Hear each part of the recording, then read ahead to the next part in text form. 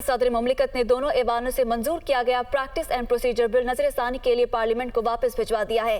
सदर मुमलिकत डॉक्टर आरिफ अलवी का कहना है कि बादियों नजर में ये बिल पार्लियामेंट के इख्तियार से बाहर है। मजीद तफसीलात इस रिपोर्ट में।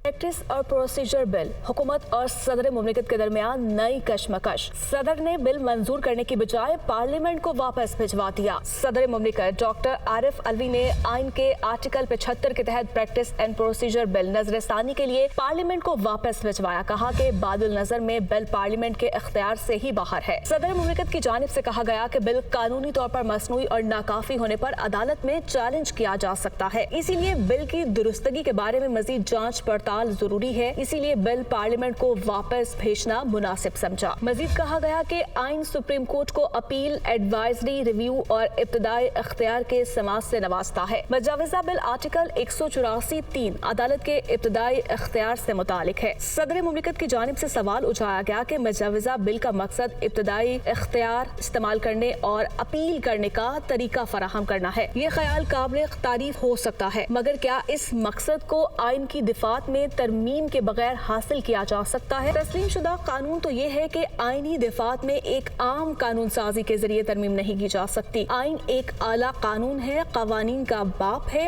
आइन कोई आम कानून नहीं बल्कि बुनियादी असूलों, आला कानून और दीगर कवानीन से बालातर कानून का मजस्मा है। सदर मुमलिकत का कहना है कि आर्टिकल 191 सुप्रीम कोर्ट को अदालती कार्रवाई और तरीक़ेकार रेगुलेट करने के लिए कवानीन बनाने का इख्तियार देता है। आइन की इन दिफात के तहत सुप्रीम कोर्ट रूल्स 1980 बनाए गए, जिनकी तौसीक खुद आइन ने की। सुप्रीम कोर्ट रूल्स 1980 पर साल 1980 से अमल दरामद किया जा रहा है। जांचशुदा क़वायद में छेड़छाड़ अदालत की अंदरूनी कहानी खुद मुख्तारी और आज़ादी में मुदाखलत के मुतरादिफ हो सकती है। रियासत के 3 सतूनों के दायरा इख्तियार, ताकत और किरदार की वजाहत आइन ने ही की। आर्टिकल 67 के तहत पार्लियामान को आइन के ताबिया रहते हुए अपने तरीक़ेकार और कारोबार को मुनज़्ज़म करने के लिए क़वायद बनाने का इख्तियार हासिल है। आर्टिकल 191 के तहत आइन और कानून के ताबिया रहते हुए सुप्रीम कोर्ट अपनी कार्रवाई और तरीक़ेकार को रेगुलेट करने के क़वायद बना सकती है। आर्टिकल 67 और 191 एक दूसरे से मिलते जुलते हैं।